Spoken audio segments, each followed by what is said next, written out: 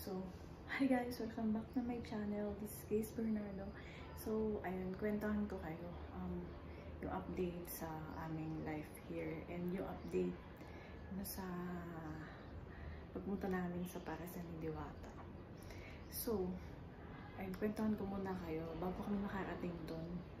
Alam niyo guys, thankful pa rin kami kasi hindi kami pinabayaan ni Lord. Lalo ako ganyan. Kasi muntik akong masagasaan ng sasakyan. Pero thankful pa rin kasi hindi ako pinabayaan ni Lord. Ganyan, thank you Lord, thank you Lord.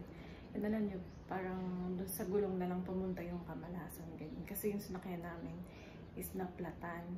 Pero nung pagpunta namin sa May Pasay, Buendia, wala naman. Then yung pagsakay lang namin. Tapos noon doon na kami sa May Mawa. Bumalik pa kami kasi yung nasakyan namin is hindi dumaan sa may mismong Parasan ni Diwata. So, di bumalik ulit kami sa May Mawa. Bago pala kami bumalik doon, naplatan yung sinakyan namin na tricycle. And then, yun parang doon na pumunta yung Kamalasan sa tricycle. Parang hindi kami, kasi dapat yung tricycle na yun, isahatid kami doon sa May Parasan. Nabilusak nang naplatan siya. Tapos super madaming sasakyan doon sa way na yun. Tapos di lumipat na kami kasi nga naplatan siya. Parang doon na rin pumunta, parang pinigilan ni Lord na huwag kaming diretso doon sa Parasan. Kaya nagbus na lang kami ulit pabalik sa MOA. And then nagsakay ulit kami ng tricycle papunta doon sa May Parasan.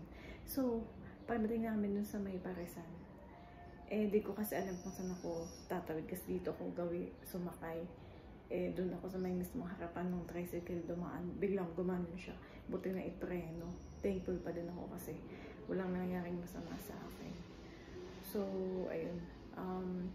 Sa lahat ng ginagawa natin, ito yung natututunan natin sa mga bagay-bagay is dapat lagi natin naalala si Lord kasi ililigtas na tayo sa anumang mangyari. Dapat lagi lang tayong magdasal. Tsaka, every time nalaalis tayo ng bahay is mag-pray or mag-sign of the cross. Ganun kasi Catholic kami. So, yun din. Kailangan maalala natin lagi si Lord every time. Lagi, every hour, every second. Yun. So, yun lang. Share ko lang sa inyo.